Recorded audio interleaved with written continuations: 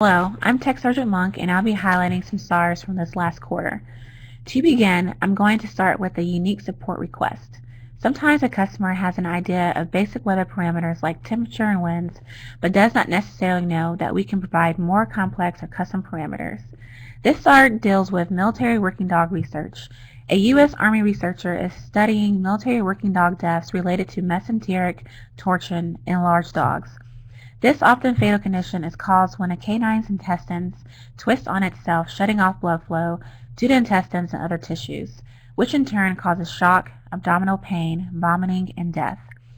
This investigation involved 56 military working dog deaths throughout Europe, South Korea, and the U.S., which caused the researcher to question if the events correlated with weather conditions. This is where our expertise played a critical role in not only guiding the researcher's selection of weather criteria, but also determining station locations and timelines.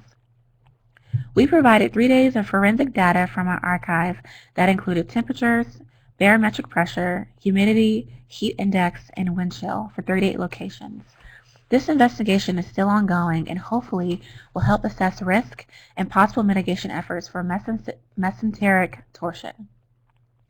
Next, we worked on an unmanned aircraft systems UAS pilot to provide a side-by-side weather analysis between a site he was very familiar with, Syracuse, New York, and compared that location to several sites across PACOM, including China, Japan, Korea, and the Philippines.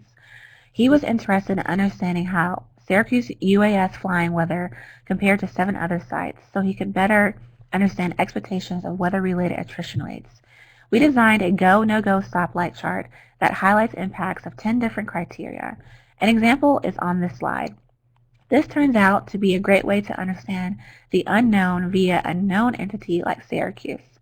Our statistics helped him estimate how many days per year and the percentage of time flight ops could be affected by weather. In turn, this information was the weather baseline for a remote piloted aircraft strategy rewrite focused in the PACOM theater. Finally, let's discuss a recent rule of thumb star. Every forecaster probably has experience with a rule of thumb based on a precursor condition, yielding a preset outcome. These are often made using experience of others gained from years of anecdotal evidence, but many are from solid meteorological science.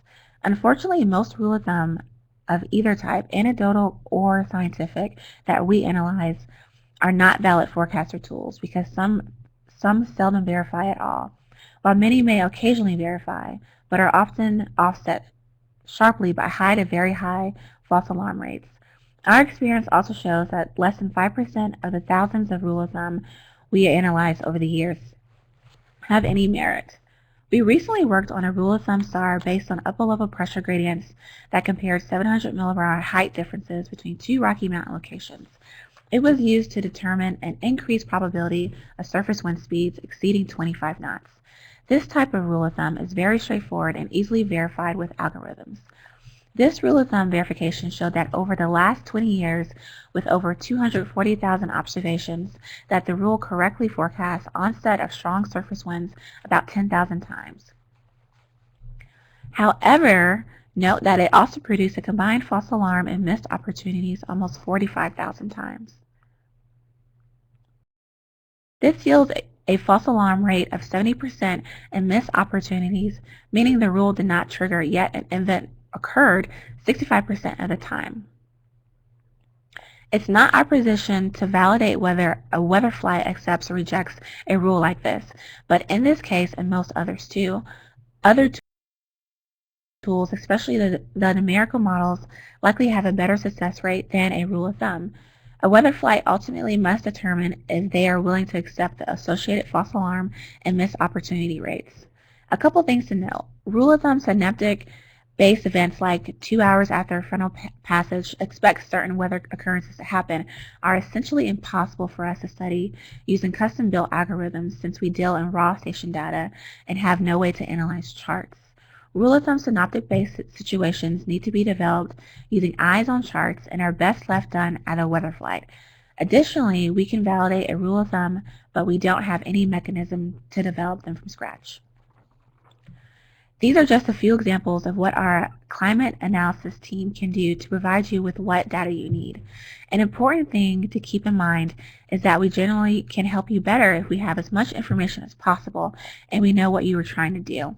If you need to submit a SAR, go to https://www.climate.af.mil and hover over the Request Support tab and click on Submit Support Request. The form will load, fill it out, and send. We look forward to hearing from you.